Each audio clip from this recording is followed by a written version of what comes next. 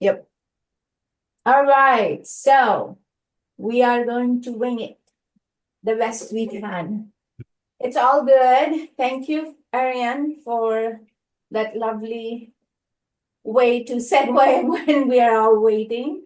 So yeah, I love it. Please put your um, favorite fall activity in here as people can watch it. Thank you so much for uh, playing along with us as Dr. Lee is still trying to get in. So, but I will start the meeting. My name is Shoma Sen. Actually, let me just rename because otherwise, mm,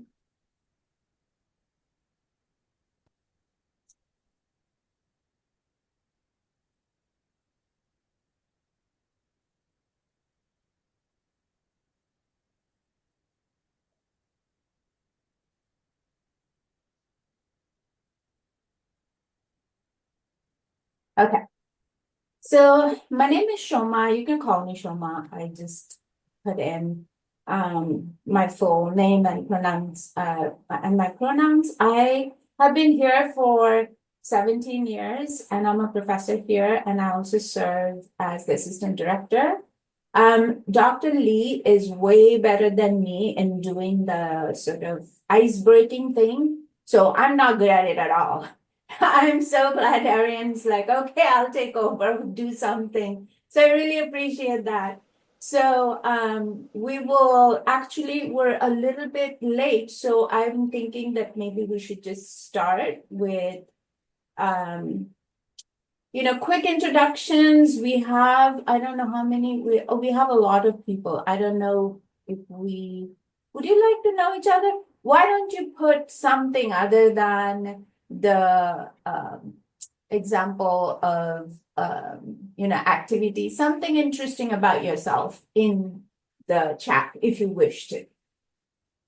But I think in terms of the session, I don't want to take up too much of your time and be cognizant of the time that you are coming here to spend with us. So we can start off with Q&As. I have Dr. Lee on the phone, so even if he can't get in, I can ask him questions and be able to answer. And if we don't have the answer to certain things, I will put my email and Dr. Lee's email, actually put my email here so you can, reach out if you need to. The other thing I would say that I may not be able to monitor the chat as well as lead the discussion. So I would prefer if people just raise their hands and unmute and ask the question. Is that cool? Yeah. Okay. All right. Thank you so much. Social work and music. Okay, that's cool. All right. Soy candles. Wow. Are you still making them now that the pandemic is over and or over? I shouldn't say over, it will never be over. It's an endemic now. So, yeah. Okay, very cool. Okay, let me see. There are more in the waiting room. So I'm gonna try to manage a few different things here. So we'll go along as social workers, you never are prepared for the best things, and you can prepare, and then the social work laughs. So we let's just get along with it. The assumption is that you all had a chance to look at the information session, the video that is posted, correct? And so that this session we want to use mostly for Q&A and try to get through as many Q&As as possible. Yeah. So welcome all. I must say we're just very excited to see you all here. Okay, now Dr. Lee hung up, which means he might be able to get in, which would be cool. Hey. But there he is. Yay. I've been babbling, Dr. Lee, so he can. So, wow. Do you want me to Okay. take over, Dr. Sen, or do you want to Yes, continue? yes, please. Okay. So Yeah. first of all, let's start with doing this. On behalf of San Jose State University, our College of Health and Human Sciences and our School of Social Work, we just want to thank you so much for joining us today. And I apologize, as Dr. Sen may have mentioned, we had a fire alarm go off in our School of Social Work building. I didn't know if they were going to let me back in, so I jumped in my car and I had to go to figure out where to find my laptop and then to log in. So I'm not in the office, but I'm logging in from here. And I realized that this is being recorded. So for those of you who are here live and also watching the recording, that's why you kind of see a little bit of a hectic here. But we thank you for your patience. Okay. So why don't we do this? I will have Dr. Sen officially introduce herself with her title, and then I will introduce myself, and then I will share a little bit about what we're going to try to accomplish this evening. Okay? So, can you do that, please, Dr. Sen? Yeah. Hi, everyone. As I said, my name is Shoma Sen. You'll see an H in there because um in my culture or in my language, there is not an S sound, it's all sh. So anyway, so that's why I put the H in there. I am from India and I came here to go to school, so I consider myself an international faculty, stayed back. I'm still wondering now whether I should stay and leave or leave with the current conditions, but anyway, that being said, I have been here for 17 years and this is my first term serving as an assistant director, but I am a professor and I teach in the graduate program primarily, actually only, and I teach theory and research. Very nice to see you all. Thank you. Dr. Lee? Yep. Okay. Thank you so much. So I'm Dr. Peter Lee. I'm the director of the School of Social Work and also a professor here. My pronouns are he and him. And this is my 26th year here at San Jose State University. And both Dr. Sen and I have been here a really long time because we appreciate our institution and our School of Social Work. So we're just glad that you all have shown interest in wanting to be part of this university in our program as well. We recognize that some of you are alum, either part of our bachelor's program or had been part of our bachelor's program, and some of you are investigating what we have here. So how we get to know folks that are in the room is we wanted to just see if you could put into the chat, okay? And this is going to be on a scale of 1 to 5, okay? I would put into the chat 1 to 5. Um, what do you think is your level of excitement of coming into an MSW program? 1 being low, 5 being high. Okay. Five, all fives. Ooh, all fives. There's a three. Oh, there's a 3. Oh, Yeah. okay. Well, hopefully we can raise There's your a excitement. four. Yeah, Five, in that. Okay. five. How can we push the three to one to five? Oh, some people mentioning that they're nervous but excited. Nervous, but Yeah, yeah, excited. yeah. Okay. So that's good. I mean, we just want to get kind of like the feeling of the room. Okay. Now, for those who are also interested in our program, how many of you are interested in our on-campus programs? You just put on campus. And how many people are interested in your online program? So in the chat, just put in on campus or online. Okay. Some on campus. I think I'm seeing And both. Okay. So some are interested in both. Okay. Dr. Lee, while this is happening, Brendan had a question. Where will the recording be We posted? will post the recording link on the website. So in the same place where you saw the information for admissions, we will post the link there. So those links about the informational session sign up will either be added or replaced with the recording link. Okay. Thank you so much. So we got a good idea about on campus and online. Okay, and then why don't you put in the chat? This is the last question. Okay, where are you connecting from? And it could be either for today or if you're interested in our program, where you think home base is going to be. So, if you're local here in the Bay Area, you would put San Jose, San Francisco. Some people may put connecting from like Redding or San Diego or Fresno or something. Okay. Which normally. no, Nevada County, LA, Santa Cruz, um, Oakland, San Diego, San Francisco, Orange County. Okay, great. Thank you so much. As you're typing those things in, the reason why we ask those questions is because we definitely want to try to get you interested, even if you don't come to our MSW program. You're obviously interested in the social work profession, and we always encourage folks to, in order for you to increase your chances of getting into an MSW program, apply to multiple MSW programs, right? And we'll talk about some strengths and weaknesses that we think we have here at our school. Then we also wanted to ask about online or on campus. As part of your questions, usually that people ask is, how many people do we usually admit? How many, what are the chances in terms of getting into on campus or online?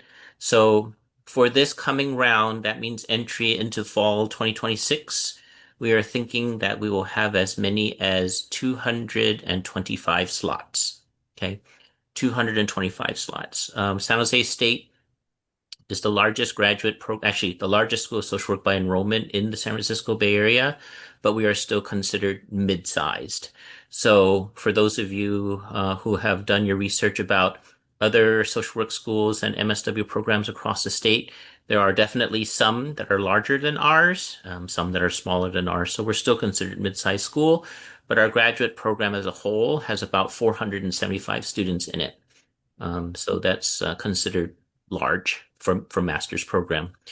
And then in terms of interest for online and on campus, we want to make sure that we use the proper terminology. So when we're thinking about our on-campus programs, we call it 2-year full-time or 3-year evening only. And probably people are interested in about what those particular logistics and options would be, but those are on campus. That means classes are in person. And then in terms of our online program, we call it online hybrid. And the reason why we call it online hybrid is because it's mostly synchronous classes in the evening with a significant amount of asynchronous preparation that you have to do in before you come into the synchronous classes.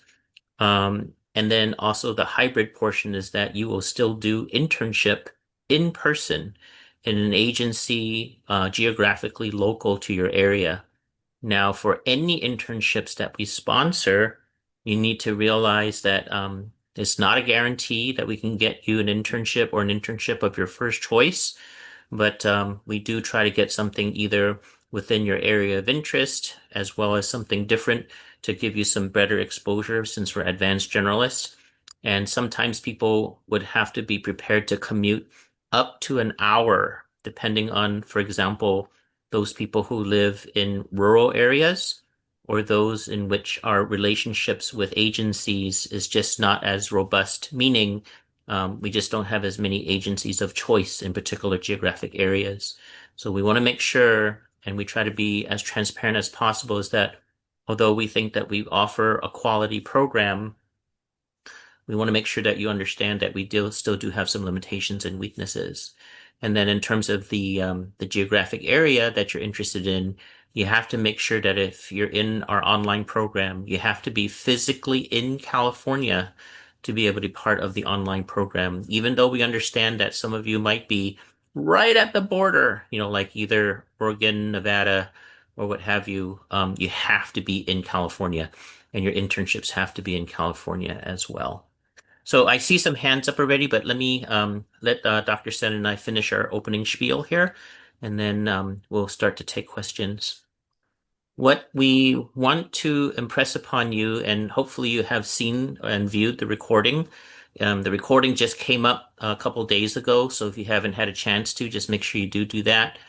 We wanted to make sure from Dr. Thomas and my urging from the recording is that graduate school, any graduate program is a significant commitment, time, energy, money, effort, those types of things. And the reason why we emphasize that is because one of the main reasons that students will come visit Dr. Center myself will be things like we didn't realize that, this was going to be so intense, or we didn't realize that this would take so much of a time commitment, or how come it's so expensive, or these types of things. And we recognize that school is expensive and it does take a significant amount of commitment. But we're trying to be as upfront as possible to prepare you so that if you do make a decision to come here or to go to graduate program, you are going to need to take some of those things seriously. We also wanted to impress upon you to make sure that you read and understand the parameters of the programming that we offer. Sometimes students will come into our program and say, well, I work full time, so I can't do internships during the daytime. I can only do it on the weekends. Um, Sorry, in our program, internships are weekdays during agency business hours because that's when clients are, usually in need, right? Or the offices are open. Students often will say things like, well, I didn't know I had to take classes scheduled in the daytime if you're on the on-campus program 2 year. I didn't know that this classes were only in the evening or, these types of things. So we want to make sure that students do an due diligence in terms of making sure that you have the information in hand so that when you decide to come to our program, you know what you're getting into. Now, with all of that in mind, we do try to provide as much information and a robust educational and training experience because we have quite a few areas of practice, although we're advanced generalists. And remember that there are separate recordings about the advanced generalist perspective, separate recordings about the transcultural perspective, our diversity model, and a separate recording for the online program specifically. So just make sure that you have seen that library of recordings and look through the material as well. Um, so we're very excited that we still offer specializations in child welfare, in behavioral health, in aging and adult services, as well as school social work, so pupil personnel services credential. And a lot of that money in terms of workforce development programs and training is still available. Unfortunately, some of the grants have ended because of federal mandates, but we feel that we still have quite a bit of opportunity here. And remember also, we use a cohort model in both the on-campus and the online program. So if you're thinking, I want to customize my schedule, I want to pick my professors, these types of things, not so much of a choice here at San Jose State. Okay. So, Dr. San, do you want to say anything in opening before we lay out the parameters of what we're going to talk about tonight? No, I think you covered it all. I'm also responding some of the texts and chats on the side. Mm, Okay, thank you. So I think what we'll do here is that I'll take care of the raise hands and facilitation, and if you can help me check the chat, that's what we'll do. Okay, so the assumption is that you've read the material or seen the recording or done that both. And so how we want to do Q&A is thematically, okay? So if somebody, raises their hand and say, "Hi, I have a question about internships." We'll talk about internships for a little while and take those types of questions, and then we'll move on to something like, well, what are the classes like? Or, blah, blah, blah, things like that. Okay. We are scheduled until, when are we scheduled till? 7:30, right? 30. Mhm. 7:30 Pacific time. So we're going to do a little bit of a check-in like around like 7:10 or so to just see how well we're doing and making sure that we can cover all that. Remember that the session is going to be recorded. So if you feel that it's a private question or something, we will stay after a little bit and turn off the recording if you feel that the question or something that you want to comment on is not suitable for recording. Okay? Dr. Lee, can Yes. I ask a process question? Yes. So I'm trying to answer to the best of my ability but some of the questions in the chat, I'm not sure. So should hmm I raise my hand and say there are questions in the chat that I don't know? Yes. Yeah. Okay, Especially if it fits within the theme. So, okay, okay, sounds good. Thank you. okay. So if you feel comfortable and you raise your hand and you address us, you can also introduce yourself, and then we'll go from there. Somebody want to start? Okay. Okay, Okay. Well, I see Betsy with a hand raised, so we'll go with Betsy first. Okay. Betsy, go ahead, please. Hi, can you guys hear me all right? Yes. All right. So I was looking online and I saw that you guys require like a foundation in liberal arts Hmm. um, to be admitted into the program. Hmm. I was just wondering, I'm expecting to graduate with my BSW Hmm. in May. Um, how do we know, if the courses we took, especially if they're from another college, qualify under your guys' liberal arts? Okay. So 99.9999% of the time, if you graduate from a university that is in the United States, then the liberal arts foundation is already covered when a university has their accreditation. Now, if you're wondering like, uh-oh, what if I'm part of the 0.00001, university?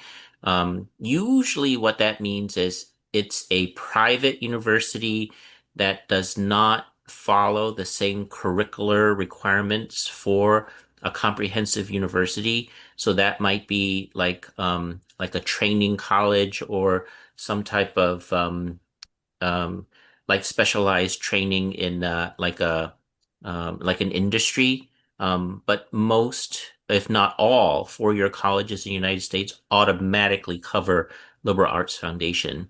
The other exception is that if you have somebody has a degree that is outside of the United States, so an international university situation in which we would have to check your transcripts to make sure that the university in the international setting fulfills the liberal arts.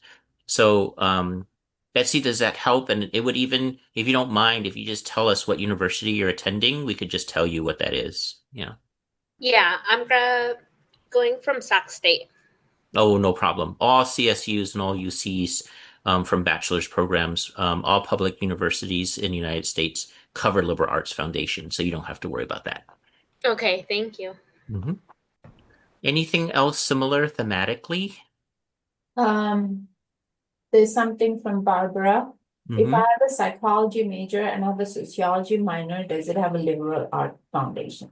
Yes, absolutely. And related to that question, we also want to share with you that remember that the only prerequisite in terms of degree is that you do have an undergraduate degree. So, in terms of whether or not feel that people feel that it's an advantage or a disadvantage coming from a different major, we just want to let you know that at San Jose State, only about 30% of our students in the master's program have an undergraduate degree in social work. We would say probably about another 50% have some type of degree from a major related to social sciences or some type of humanities that can be related to that. So sociology, psychology, child development, any of these, public health, those types of majors, they're all fine. Okay. And then this other small percentage would be people who have an undergraduate degree in a totally unrelated area, engineering, music, journalism, something like that. And again, it doesn't matter as long as you have that bachelor's degree. And then there's pros and cons to that. So the advantage is if you come from a field like social work or an allied profession, you might have an easier time understanding some of the concepts that we have in our curriculum. And so that's the advantage. The disadvantage, though, is that you might not have as wide of a breadth of exposure to other areas of profession that might also inform what you would be doing in your social work career. So then the flip is also um, relevant, meaning that if you come from another field, then you might have a more difficult time understanding and learning about the social work concepts because they're new to you. But then your experience is also more broad. So what you bring into the classroom and into your experience might also help in terms of the diversity of your preparation. So, but minimum is undergraduate degree, does not have to be in social work. Dr. Sen, is that okay? There is actually a question about, oh God, where did it go? Do you have any advice or recommendations for those applying with a different degree? Um, Take that if you want me to. Pardon me? You want to I do that can one? take that one. Yeah, go ahead. Yeah. So my background was economics. It was not social work. So The thing is, it's just important to situate how your discipline is connected and can be helpful because social work is a very multidisciplinary field. So I think there is an advantage of coming from an outside field, so don't think about it like it is as a disadvantage. You might have to quickly learn the terms that social work uses, but any social science or any kind of science background or any background, we have colleagues from chemistry, we have colleagues from business, so that is not an issue. It's just kind of situating your personal statement in a way that makes that argument for what you bring to the social work field. Did I answer that question, Jenny? I hope so. Okay. Related to Plus, that, Dr. Sen, before you do that too. oh, sorry. So the general advice about application. So Dr. Sen had mentioned that remember that there's two applications in our process, right? One is the Cal State Apply. That's the university level application. When you get into that application, you will see a box probably that says things like personal statement and also recommendations. You do not need to fill out those boxes for our application. Okay. There is a second application that is MSW specific to our school, where it has detailed instructions about how to fill out a personal statement because it has specific questions that you have to answer. So, related to the previous question about if you come from a different major or different field, what would be your recommendation is read those questions. Actually, everybody should read those questions carefully and tailor your answers in such a way that you can think about how your background and your major gives you the strength and also the relevance of the interests of why you're coming into social work. So don't feel that you always have to give the pat social worky answer, right? We want to know about you. We want to know about your interests and answer those questions carefully. Also, the recommendation forms, they are forms, they are not letters. So the forms are things that you will send out to your recommenders and they will do a score. And if they so choose to type out some narrative comments, there's a score and then a box for narrative comments. It's not that we won't take traditional letters of recommendation, but they are not required as traditional letters of recommendation. So we just wanted the form to be a little bit easier in that fashion. Before we go to the hands raised, there is a very similar question around the personal statement. Should we Mhm. address that? I kind of addressed it. I'm not sure. There are more people that are interested in this. Quick question. How should we format the personal statement? In other words, do we copy and paste the prompts onto a statement or do we write the statement as an essay? So I just said that it is always helpful for the reviewers to understand the connection between the responses and the question. So however you want to do it, whether it's a paragraph form or you cut and paste, whatever you can make, um, uh, however you can make it easy for the reviewer to understand how you're responding to that, it's up to you how you want to do it. Dr. Lee, you want to add anything to that? The best personal statements that we see as a combination, of course, about the content that is included in the personal statement, but it's also the quality of writing as well as the organization. So there is no one best way to organize. Um, some people have a very flowing style in terms of just writing paragraph that address the questions.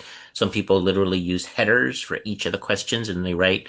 Again, there is no one best way. But what we are looking for is just overall quality of the writing and, of course, what you have in your content of your writing. Okay, let's go to Crystal, please. Hi, I'm Christelle. Hi, Dr. Lee. Thank you for calling on me. Mm-hmm. Um, I had a question that's thematically tied to coming from a different field.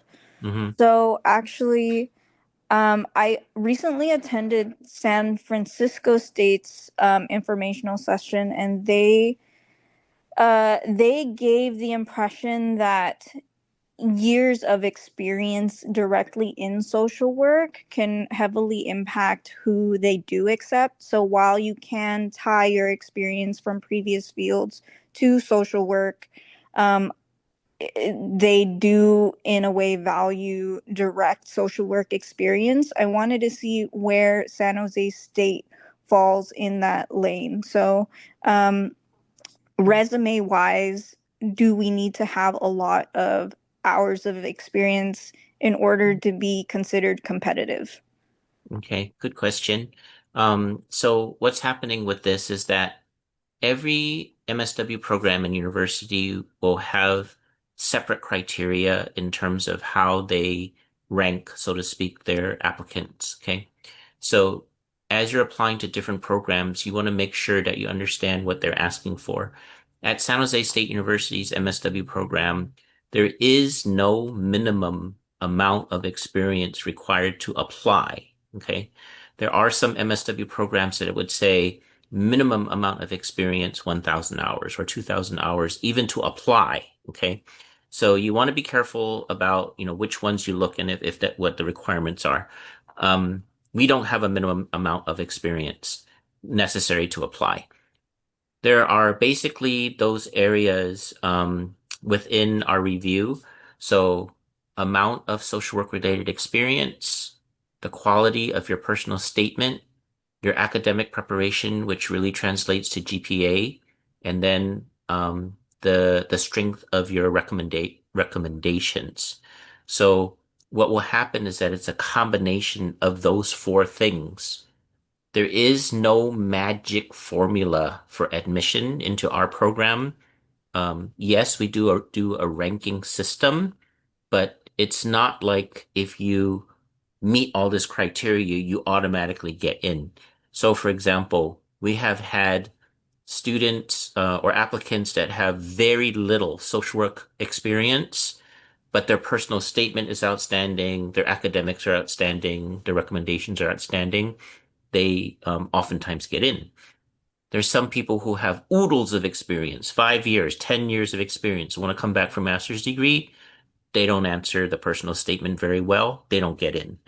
Um, so in addition to that, it depends on the pool, how large the pool of the applicants are a particular year. So at the beginning of this presentation, I think I said something like, we're trying to, what did I say, Dr. Sen? We're trying to admit something like 225? 25, Yeah, yeah. 225 students. Now, if only 225 people apply, you have a really good chance of getting in. Okay. But if, 1,000 people apply, right, then it's only 1 in 4. And that's in the same context of the quality of the experiences and the all the parts that we're evaluating for the application. So what we usually say then is whatever is in your control, meaning if you're still in school, get the highest grades you can. If you're worried about experience, continue to accrue your experience. And even those people who aren't social work majors, a lot of people have previous experience that are relevant to social work. It does not have to be paid, does not have to be in a county social work position. Could be volunteer, could be internship, could be paid, could be nonprofit, could be agency, could be CBO, could be any of these things that you can argue would be social work related. And then, of course, you have the personal statement quality in your control. So anything that you can do in your control to elevate in those areas will give you a higher chance of getting in. Great. That definitely answers my question. And I have a very small follow-up that might also help us. Mhm. If you were to look historically at the past few years about how many applicants you get per year, what Mhm. would you say that is? How many applicants do we get per year, let's say over the last 5 years? Sure. Yeah, between 700 and 800. Awesome. Great. Thank you. Thank you for answering my question. You're welcome. Okay. Can I call on somebody else, Dr. Sen, or we have other thematic questions along this way? I have lost the theme, The theme was about um, the application. what about experience, like amount of experience needed, or even other areas of evaluation? Let me see. I don't think there is any, unless I'm missing. Please raise your hand and ask the question then. Okay. Well, I'm gonna go to Elisa.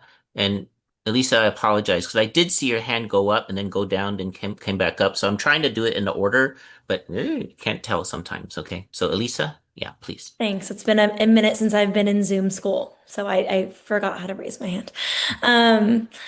I was just wanting to know a little bit more information about the internship placement process. If you could talk a little bit more about that, please. Thank you so much. Okay.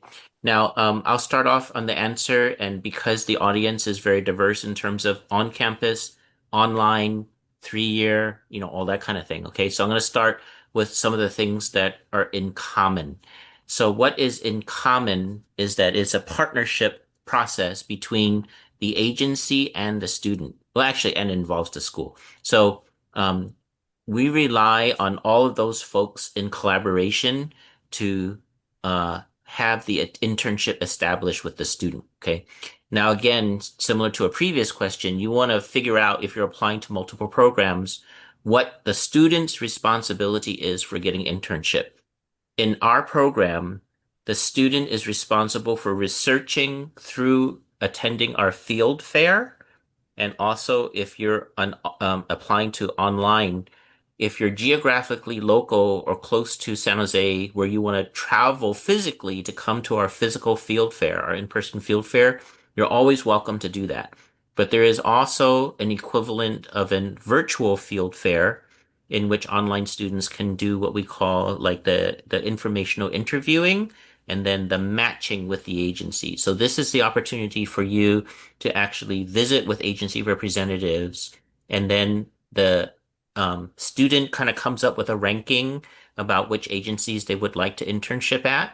And then the agency, when they meet the students, they also say, oh, these are the candidates that we think would be a good match for us.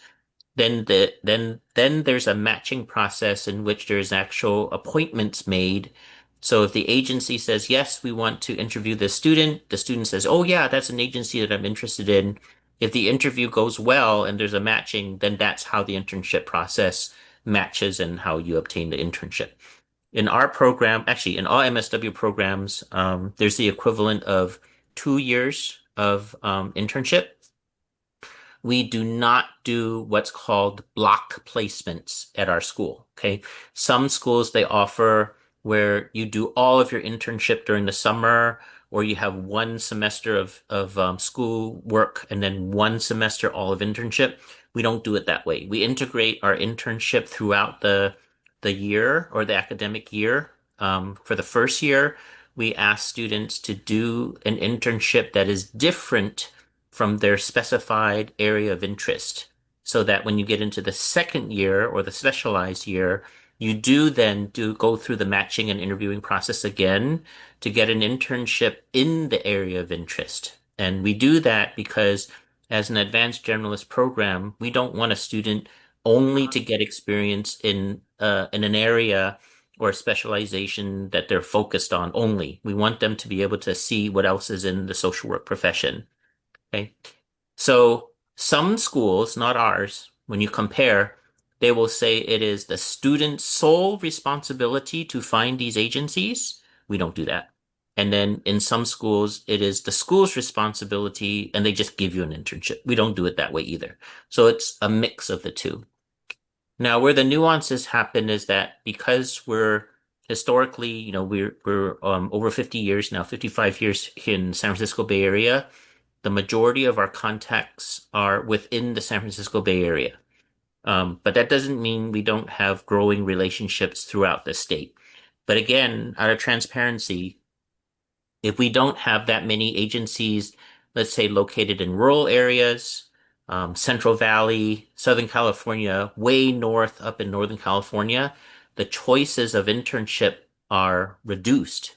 So sometimes students, especially in our online program, they choose not to come here because they feel that they might not get the internship choice compared to if they went to a geographically local MSW program in their geographic area. So, Elisa, does that help answer your question? It does. Thank you so much. Okay. Dr. Lee, there are a few questions on internship. May I? Yes, please. One of them is from Triana. Are there placements in SF or East Bay? Is it possible to find a placement that is not already in the field fair agency that does not have a relationship with HGSU? Okay. So, I'll start with just a sheer number and then I'll clarify what that number really means. Okay. So in our database, we have over 500 partner agencies across the state. Okay. Now, at first listening, you might think, well, 500, oh, I have a great chance of getting a great internship. Okay. Yes, we have the usual types of relationships with nonprofit agencies, county government agencies, hospitals, mental health clinics, law enforcement, jails, ethnically based, culturally based organizations, pretty much the whole gamut. Okay. But what that means is, like the previous question, most of those are the strongest relationships that we have within the San Francisco Bay Area. We absolutely have internships in San Francisco, in East Bay, Oakland, Alameda, Fremont, those places. Definitely in San Jose, Santa Cruz, some in Monterey, because that's just our geographic location. Um, then depends on the geographic area, like I had mentioned before. And probably to expand on the answer, which was part of the latest question, is San Jose State has to have a um, a contract with that agency before we can allow a student to be an intern at that agency. So what this contractual agreement includes would be that first of all, the organization has an MSW on staff that can serve as a field instructor, that person to qualify as a field instructor has at least 2 years postmasters of experience, that the agency is going to provide the adequate learning experiences for us to fulfill our accreditation competencies. So, it has to be, for example, experiences in individual work, group work, macro work, the range of different things that a student should experience in their internship. Um, and then for legal purposes, it's also for liability coverage that we have that an actual contract between San Jose State and the agency. Now, students can suggest if the agency that they're interested in, including workplaces, hey, I want to use my workplace or the agency, do you have a contract with them? If we do not have a contract with them, we can definitely pursue a contract with them.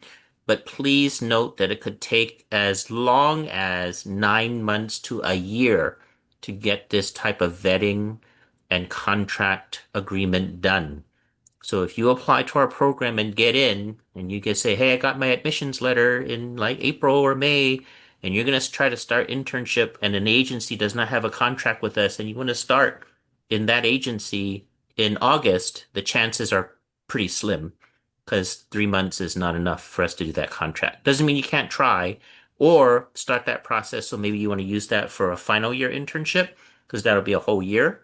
Um, so it is possible to help us enlarge our pool of agencies, but please don't think that can happen overnight. Like I mentioned, it could be as much as 9 months to a year to get a brand new contract and agency in on board.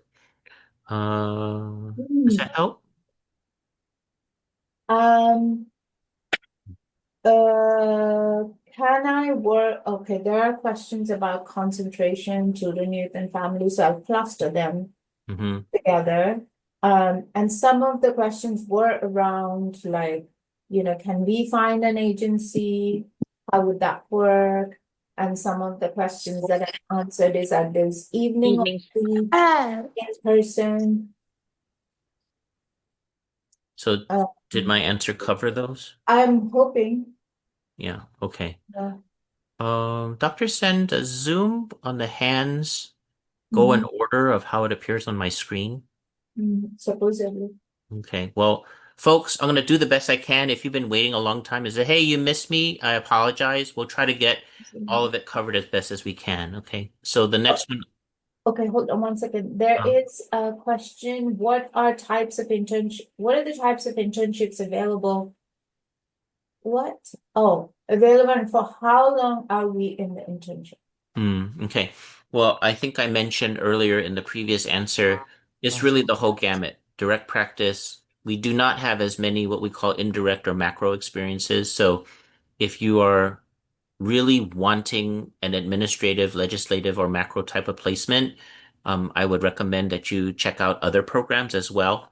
It doesn't mean that we cannot find you a macro placement, but it's not something that we specialize in compared to other MSW programs, and it would take us a little bit more effort to find you a macro placement, although we do those. So as I mentioned, it's the whole gamut, right? Mental health clinics, schools, hospitals, prisons, nonprofits, ethnic organizations, mm, county agencies, that whole area. And then, so for total amount of internship for MSW students, it's now 1,050 hours, so it's 1050. For the on-campus program, you split that between 410, I got to do my math, 410 and 640. Is that 1050? I think so. So 410 in the first year and 640 in the second year. But in the online program, just because of the logistics that we have for the online program, you split the 1050 in half. So it's 525 per year. So that's an average of 2 days to 3 days of internship minimum per week. And again, remember it's during Monday through Friday agency business hours. We cannot guarantee anything in the evening for internship or anything on the weekends. So if you have to work during the daytime or you have to have other types of personal family responsibilities, going back to the very first statement, you have to plan your time carefully because that's when your internship's going to be. So, okay. Okay, go ahead. Yeah, okay. Sorry, again, I'm going to do the best I can about order. Yeah. So, Caroline, oh, and by the way, if I mispronounce your name, can you just please correct me and then you can introduce yourself as well. So, Caroline? Thank you, Dr. Lee. I just had a question in regards to the letter of recommendation. So I reached out to my recommenders early and requested that they write a letter because that's what it stated online. So how will that work? Is that okay for them to submit letters? Okay, so two things, Caroline. One is when you go into the MSW application specifically, it actually has access to our form. So we will require the form because it has a scoring and then an open narrative. There is still opportunity for you to upload those letters of recommendation, and then also for the recommenders to send those. But for our program, you have to submit the recommenders have to submit the form because the form is a scored form. So that's the first part. The second part is if you could either put into the chat with Dr. Sen where you saw that it says letters of recommendation instead of recommendation form. We want to make sure that we're putting out the correct information because we try to be very careful about not saying letters of recommendation. Okay, yeah, I think it's on the main page. So with that being said, when you say that there's an area where I can upload the actual letter, so I can have my recommenders email those letters to me and I can do it, or they can do it on their end? Um, I'm going to have to defer that answer because Dr. Thomas, who's the person on the recording, is the leader of the admissions committee, and she will know better about the logistics. So if you email her, and you can CC me if you want, ask her that direct question, and we'll try to figure out how to upload those. The reason why is because oftentimes when you collect letters of recommendation, the recommender sometimes wants to keep what they actually have in the content of the letter confidential, or they have to sign a form that says, I waive my right, sorry, the applicant would sign a form that says, I waive my right to see the recommendation. So we just want to honor the privacy. Okay, so basically, oh, and one more thing, just to follow up to that recommendation part. So when I provide their contact information, will it email them right away, or do I have to submit the whole application before it emails my recommenders? No, you can put in the recommender's name and then the system will send them a notification. And then you can Okay, work on the other parts of your applications while you're waiting for the recommendations to come in. So no, you do not have to complete everything before the recommendation link goes out. Okay, they'll have enough time to respond to that. Okay. Well, as long as you put in the contact information and process that part, that notification should go out instantly. Okay. That was Okay. my question. Yeah. Okay. Thank But you. it is the applicant's responsibility though to stay on your recommenders that they actually do it, Mhm. because we're not going to chase after them. So you would have to chase after your recommenders to make sure that they do it. Okay. Sorry, were you done? Yes. Yeah, because there is a very similar question here. So I figured Dr. Lee can answer. Giselle had posted, actually cut and paste. For your application, we highly encourage that at least one letter of account recommendation is provided by a current or former professor. So, Okay. yeah, we can Okay. check and come back to that. So we apologize for that. Though, so let me clarify what the spirit of that means.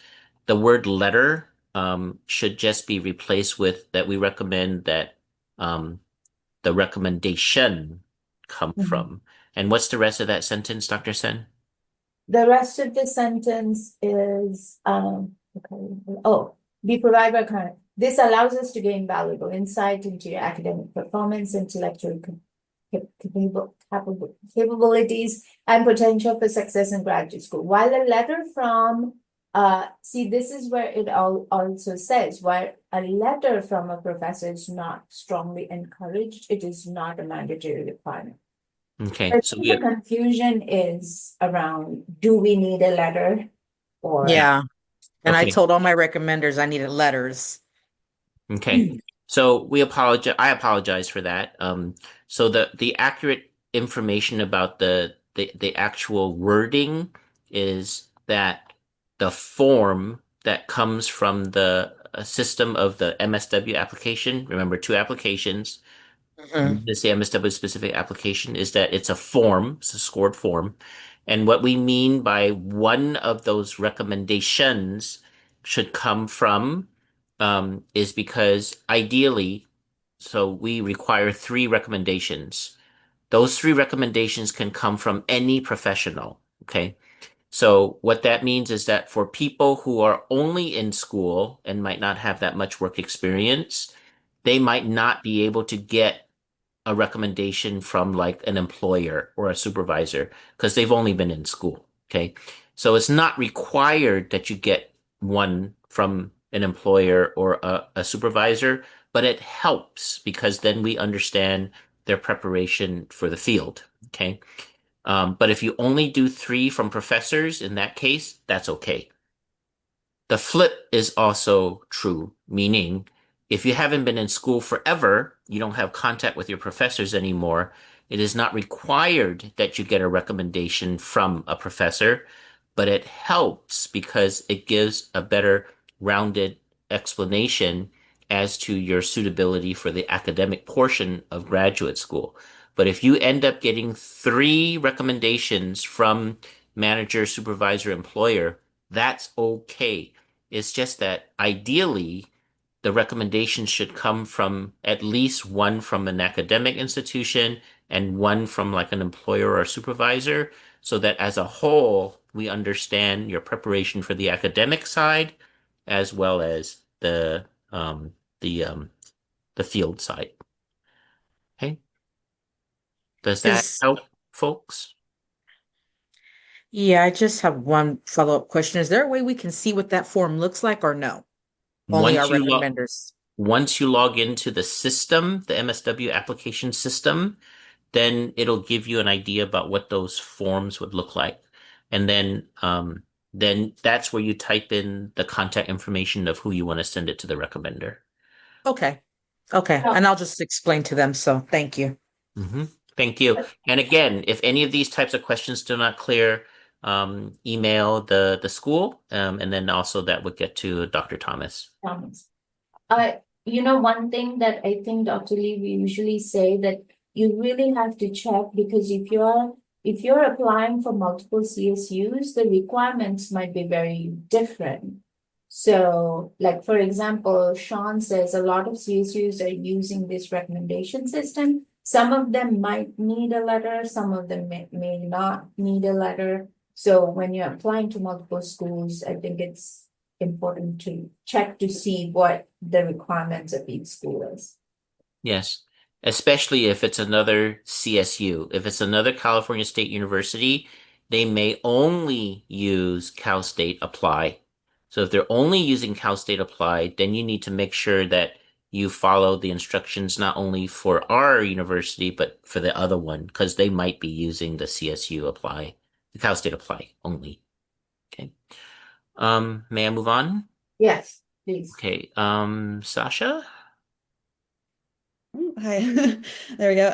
Yeah, so I kind of want to pivot. I have a question about the training and workforce development programs. I know that some of them offer a stipend, and I'm wondering if that includes a tuition waiver, or would you be still paying tuition and receiving a stipend if you were in one of those programs? None of our workforce development programs has a tuition waiver. Several of our workforce development program amounts are enough to cover tuition. So, Mhm. for example, Title IV-E currently offers, I think they offer 25,000 a year. And then public behavioral health right now, which has two more years of activity, is also $25,000 a year. Um, our expansion grant, and by the way, other MSW programs are offering additional expansion grant money for scholarships, and they range anywhere from like a few $100s all the way up to something like $30,000. Our school, for the expansion grant, offers scholarships between $2,000 and $4,000 a year. Um, but it does not come with an employment payback requirement, whereas some of the other workforce development ones do. Uh, as you go through our information and the recording, it also makes a difference in terms of if you come to our on-campus program, tuition is relatively less expensive compared to our online hybrid program. Our online hybrid program, I think right now average is going to be about um, almost by time you all start a program, it's going to be close to $40,000 just for tuition, total for 2 years, not each year. So right now, our online hybrid program is about in the middle. It's about a little bit low middle. So other CSUs that offer online are about that price or a little bit less. But a lot of the private schools, they're charging as much as 60, 80, and 110,000 for an equivalent. So you want to make your choice carefully about whether you can get some of this workforce training money and then which program option you choose, and of course, which university you want to go to. So, yeah. Okay, thank you. Yep. Um, Carla, please. Hi, thank you. So I had a question that was thematic a long time ago about the personal statement. How personal should we be with the personal statement? Like, and what should the breakdown be of what we're talking about in terms of personal versus professional, assuming that they're both relevant to why we want to go to social work school? Yeah, I mean, that's your choice. For folks who haven't seen the prompts yet, highly recommend that you look at the prompts carefully, follow the directions, because there's pros and cons in terms of what it is that how you want to represent yourself. Um, Certainly having strong writing skills and being able to explain your background and its relevance is important. But just from experience, and Dr. Sen can chime in on this too, is that we are not looking for like the most I don't know what term to use, but it's like you have to be careful about how much you want to reveal if you are experiencing or sharing things about like past trauma or experienced a challenge, because in some ways that might be relevant in how you want to tell your story. In other ways, you also have to evaluate whether or not you have resolved that trauma because we have had situations where when students, they're not quite sure how they're going to deal with graduate program and dealing with clients, is that it's very difficult. I mean, definitely your choice to become a social worker is very noble. We appreciate that, but the work is really hard. Um, and so it's not that we don't appreciate that probably, 75%, 80% of our students who come is really motivated because of how they received help themselves and they want to give back and they want to serve the community, which is very admirable.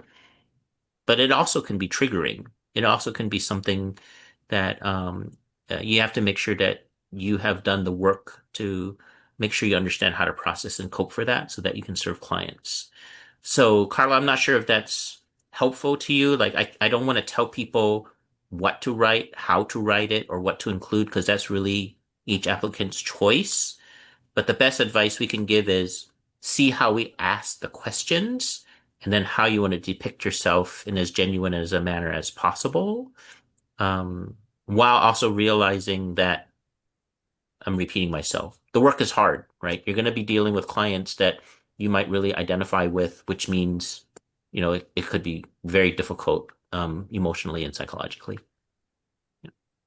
That does mostly answer my question. Is it okay if I ask a follow-up Yes, question? please. Mm-hmm. Thank you. So if we are talking about, our personal experience, is it appropriate to also say like how we think we're prepared to take on like the difficulty of social work school and dealing with clients despite that experience? Like, is that appropriate? Yeah. Absolutely. Okay. Yeah, absolutely. In fact, one or two of the questions refer to things like how are you preparing yourself for graduate school? Because it is a financial time and emotional commitment, we want to make sure that people reflect on why they think they're ready to come. So, Um,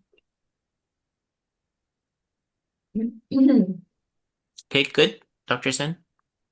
Yeah, Okay. absolutely. Okay. There are some questions here regarding the personal statement. Should I continue? Sure.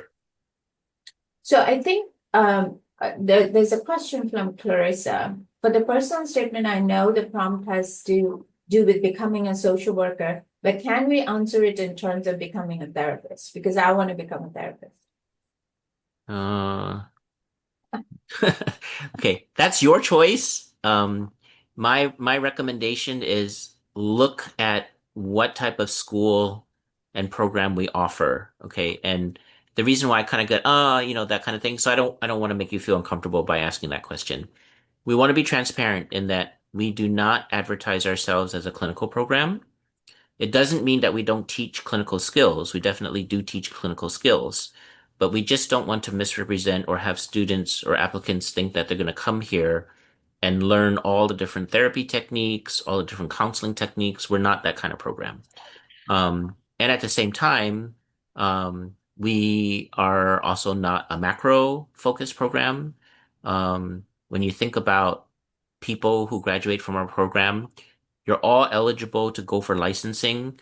Any program that is accredited by Council of Social Work Education students can go and pursue their licensing. And licensing occurs after you get the MSW, not during the time that you get an MSW. So several of our students go on for licensing, and that's fine. But our tip for you is that if you're going to say that you want to be a therapist, then my question back to you would be, well, why are you choosing San Jose State? Especially if you know we're advanced generalists. Okay. So I'm not saying you can't pursue that. I'm just saying you got to be careful about, be mindful about why you're choosing that path and why you want to come here. Yeah. Yeah. There was a similar question about like clinical practice, and I think I responded saying we offer an advanced generalist practice, which is kind of teaching people to practice at various levels of social work, micro, meso, macro, as well as different populations. So it's really not specific to if you're coming for the modalities in very great details. You will find the modalities in practice classes, but that we're not going to spend time on CBT separately or EMDR separately or any of those practices. Yeah. Appreciate the question though. Wait, Yeah. sorry. I'm not sure how to raise my hand on this, but I had a question on what you were just talking about as far as, so does that mean that the courses do not get you ready for like a licensing test? Is that what you're saying? Like the LCSW requirements, it wouldn't meet that if we took this program? That's not what we're saying. Oh, In California right now, all California schools of social work offer by default of their curriculum the baseline pre-licensing materials, um, except for some universities like ours. Our baseline curriculum does not cover telehealth, and it does not cover some of the new pre-licensing requirements by the Board of Behavioral Services. Okay, but some basic things like human development, suicide prevention, there's a list in the BBS that you can look at. So remember that every social work program that is accredited by CSWE at the master's level automatically makes you eligible for pre-licensing. So you have to get your MSW before you go into licensing process.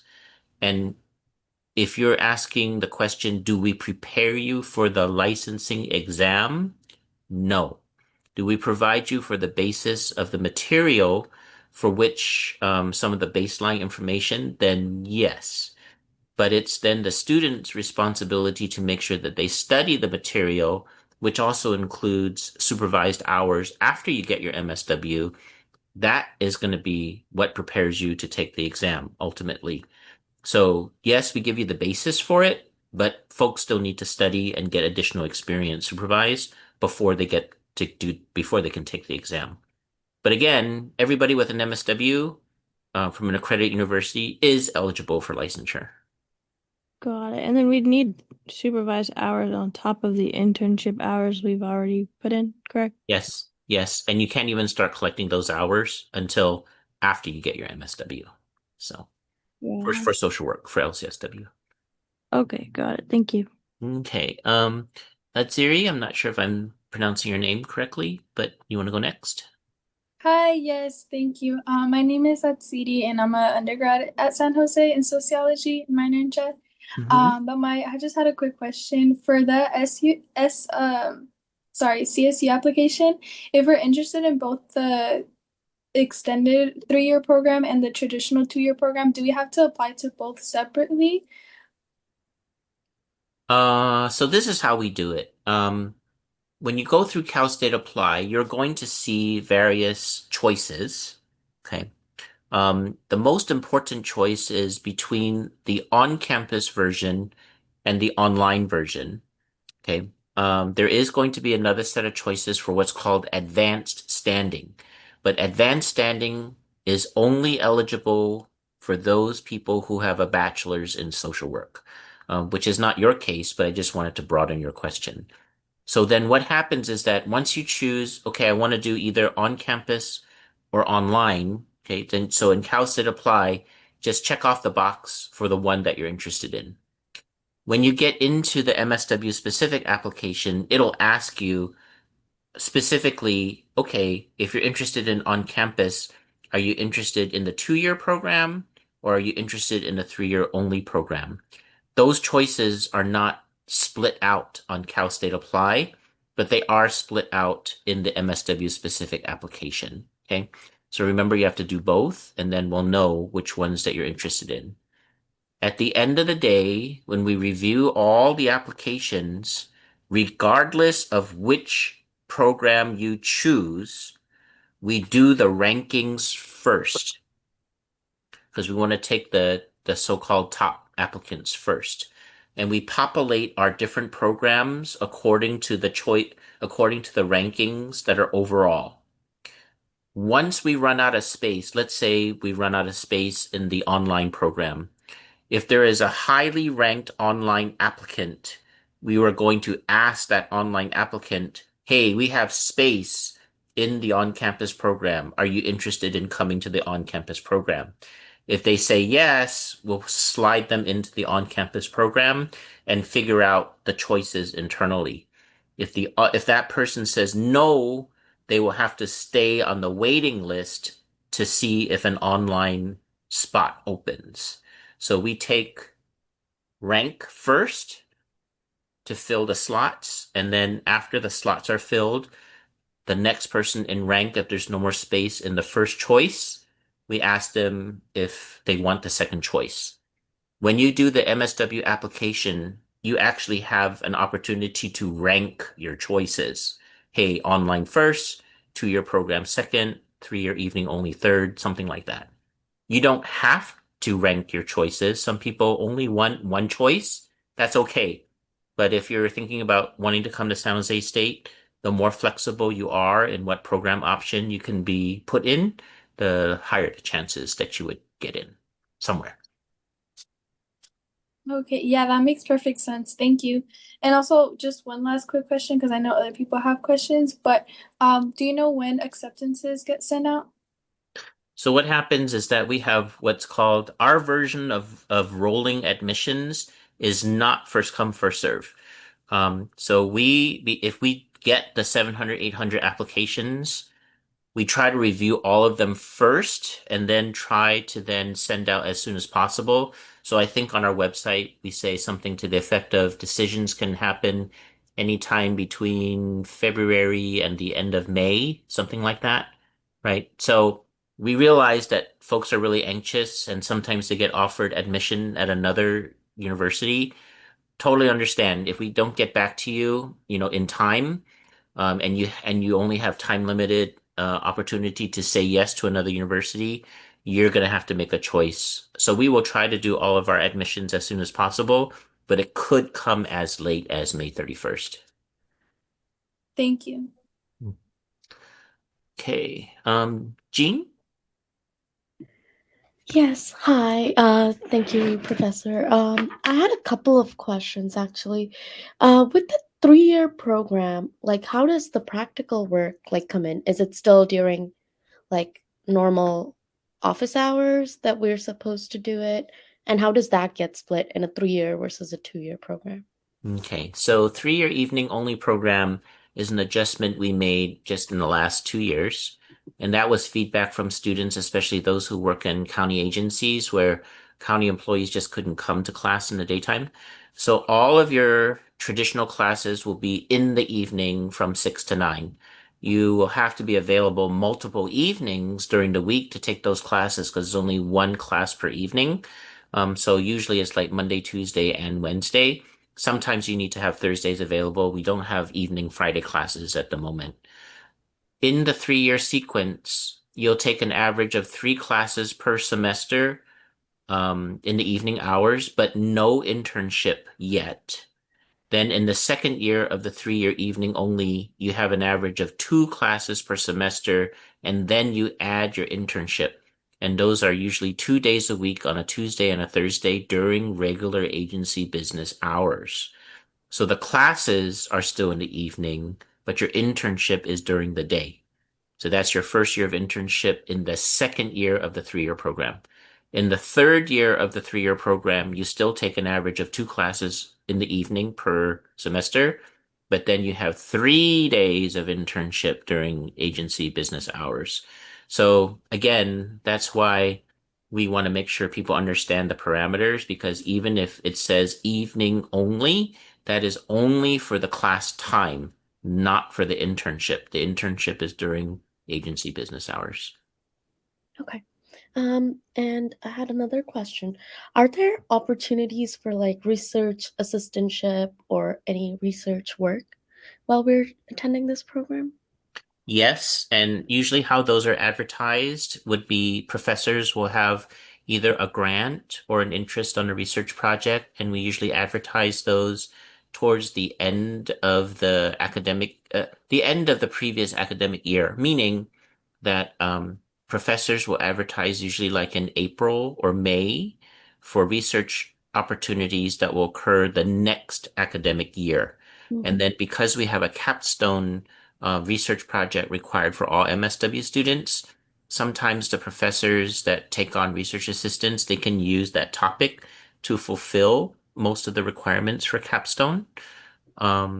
And sometimes professors will get grants or have a need that do not fit within an academic year, and that's kind of like a one-off advertisement.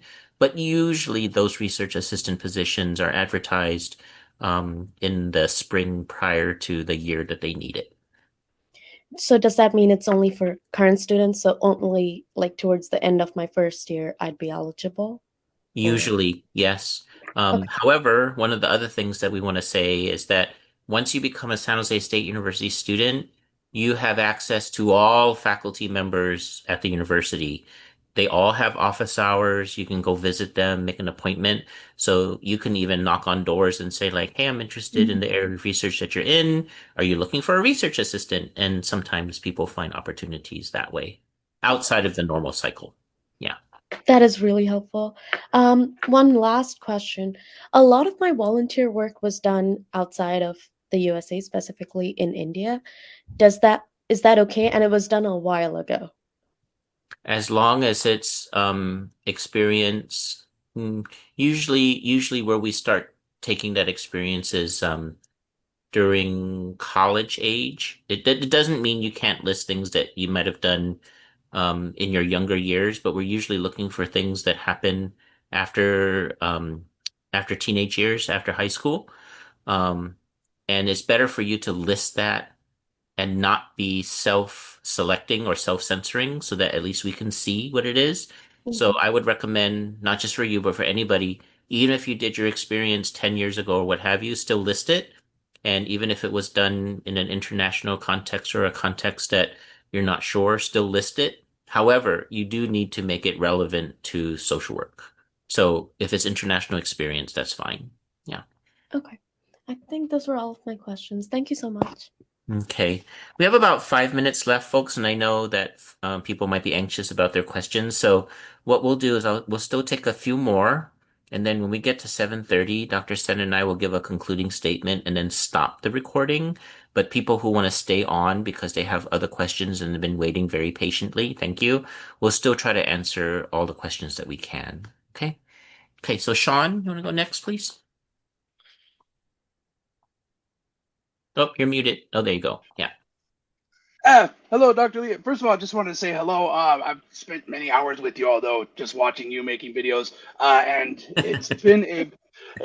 you have probably the best how to apply website out of all the CSUs. So I thank you for that. It's very, very explanatory. So real briefly, the internship list. How soon would we be able to get to access that? Um, that is a question that I will need to defer to my field education director about.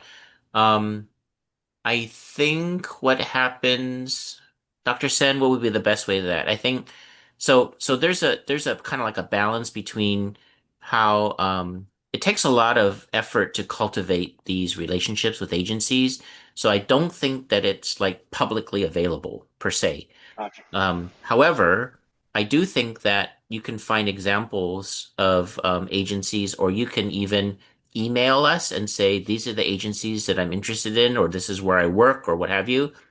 Does the San Jose State already have a contract with this agency? Um, so, especially for those students who are in rural areas or areas outside of the San Francisco Bay Area, if you're concerned about the choices, I think what we can do is we can ask our field director about how to better answer those questions. Um, Dr. Sen, what do you think? Yeah, I think that is the best way. I think the matching happens. There was a question that came up here that I didn't know the answer to. When is the field fair was the question. I Yeah. think that's the time you would have access, but I just didn't know what time the field fair is. If you are in the San Francisco Bay Area, whether you're doing on campus, because actually 70% of our online students are actually still in the Bay Area, right? Okay. I'm gonna be I'm down south, Oh, you're gonna be okay. Orange South County. Bay? I know Orange County. Yeah. Oh, Orange County. Okay. Uh-huh. Yeah, so that's a legitimate question in terms of like, because we already saying like, hey, we want to make sure that people have reasonable choice in there. That's a question we will bring back to our field director. The field fair for incoming students happens in mid-May or early June.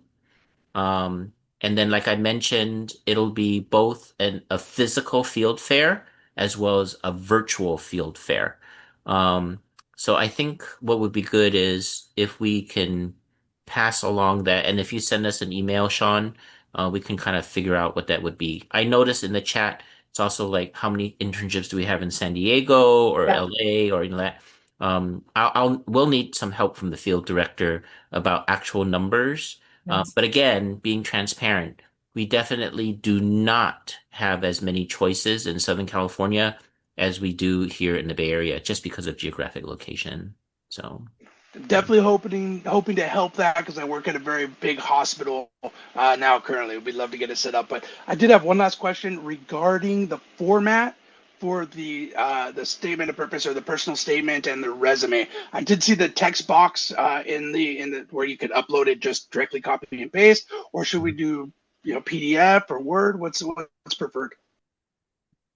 um, Dr. Sen, I haven't accessed the latest version of the online, sorry, of the MSW application.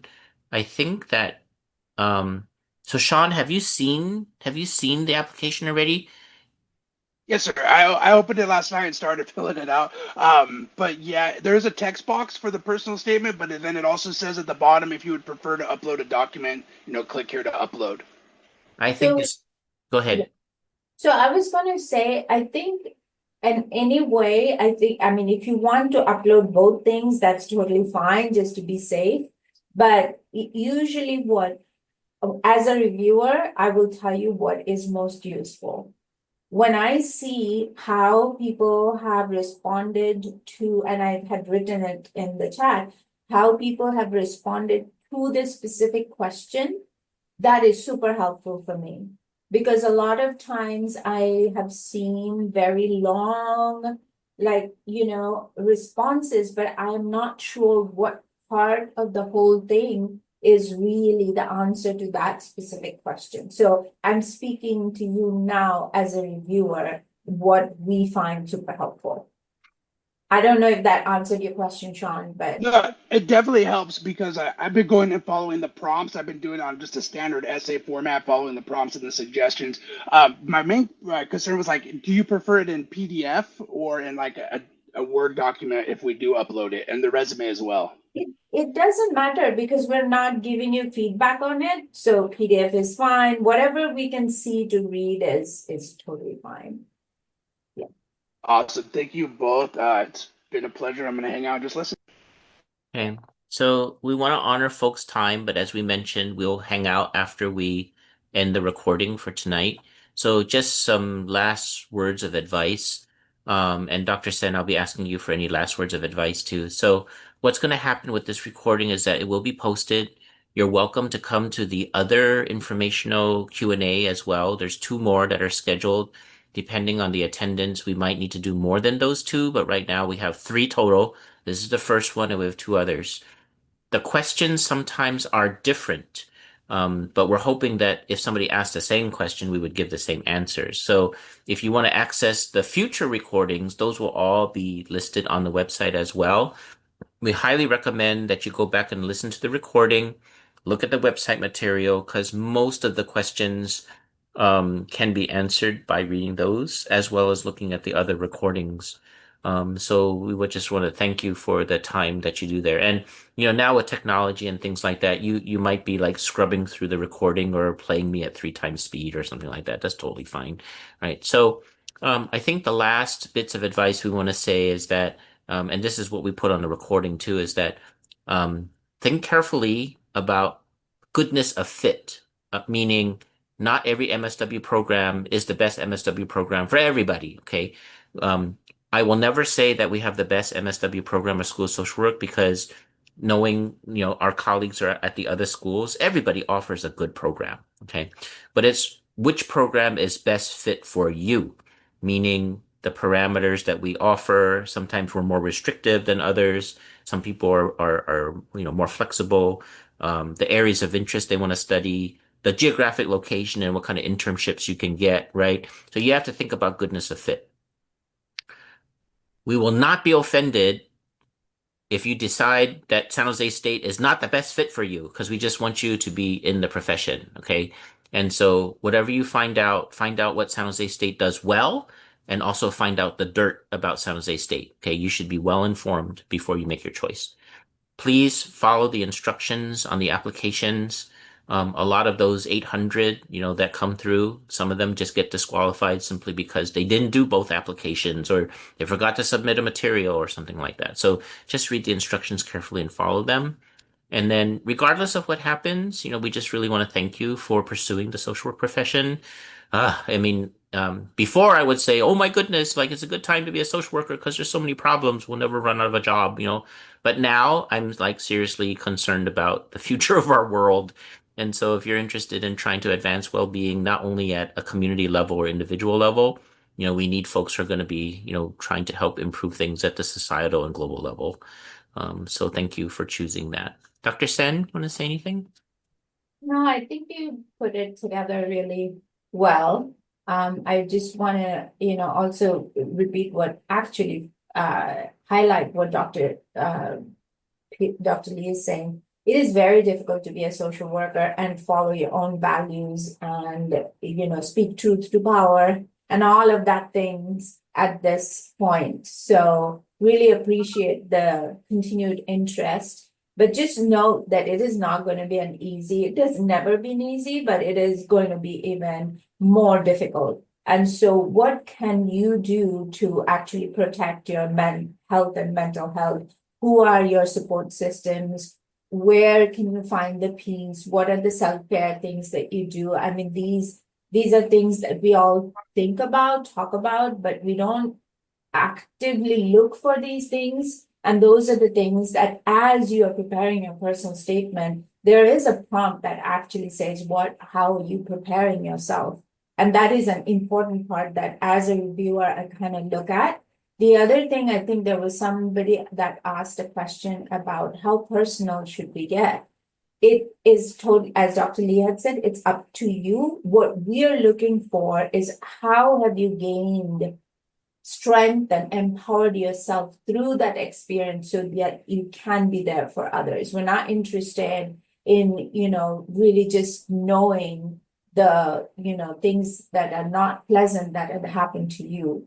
But, all social workers, I feel, have a self-selection bias as to why we come into the profession, really to make sure that other people don't suffer maybe in some ways that we've seen other members of our family and things like that. So it's just important to make sure that connection is there. Otherwise, it remains as a red flag without sort of a resolution. So that would just be my final thoughts. Yeah. Also, we don't want to make any assumptions. So you don't know Dr. Sen or my political affiliations or anything like that. And so we want to just be clear also that regardless of what type of political, social, whatever type of beliefs that you have, I think one of the things that is most important is regardless of what differences we have to continue to figure out how to reach across the aisle. We will only survive if we can kind of figure out how we're going to do things together. So if that's one of your motivations to wanting to be a social worker, definitely we need more folks who can figure out how to bring more people together rather than, worrying about all the things that keep us apart. So, okay. So on behalf of San Jose State University, our College of Health and Human Sciences, and our School of Social Work, we just want to thank you again for spending more than an hour and a half with us, as well as listening to all the recordings. So we thank you for your interest, and we will officially end the recording and then stay for a little bit if you have other questions. Thank you so much. Thank you for your time.